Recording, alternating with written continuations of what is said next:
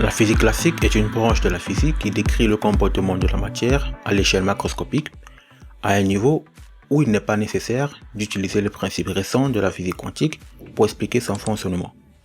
Le père de la physique classique est Isaac Newton, né en 1642 en Angleterre.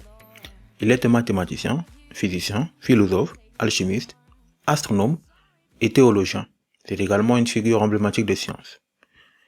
Il est surtout reconnu pour avoir fondé la mécanique classique, pour sa théorie de la gravitation universelle, comme nous l'avons vu dans plusieurs de nos vidéos. En mécanique, c'est celui-là qui a établi les 3 lois universelles du mouvement, qui constituent en fait les principes à la base de sa grande théorie concernant le mouvement des corps. C'est une théorie que l'on nomme aujourd'hui mécanique newtonienne ou encore mécanique classique. En 1687, il a publié son ouvrage appelé Philosophia Neutralis Principia Mathematica.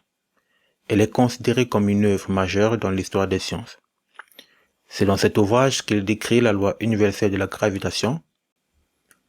2 corps ponctuels de masse respectifs ma et mb s'attirent avec des forces vectoriellement opposées et de même intensité.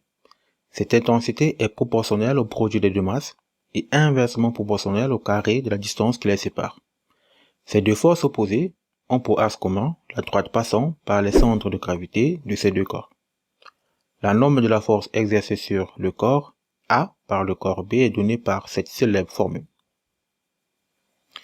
Dans cet ouvrage, il formule les 3 lois universelles du mouvement qui sont l'inertie, la dynamique et les actions réciproques. Première loi de Newton. Tout corps reste au repos ou en mouvement rectiligne uniforme, sauf si une force nette agit sur lui. En d'autres termes, la somme vectorielle des forces extérieures appliquées à un solide au repos ou en mouvement rectiligne uniforme est égale au vecteur nul. Deuxième loi de Newton. La force appliquée à un objet est proportionnelle à son accélération et inversement proportionnelle à sa masse. En d'autres termes, la somme vectorielle des forces extérieures appliquées à un solide en mouvement uniformément varié est égale au produit de sa masse par le vecteur accélération du mouvement. Troisième loi de Newton. Pour chaque action, il y a une réaction égale et opposée. C'est le principe d'action réciproque. Voilà, merci d'avoir regardé cette vidéo. Si elle t'a plu, lâche un pouce bleu et abonne-toi pour ne pas rater les prochaines vidéos. D'ici là, portez-vous bien. Peace.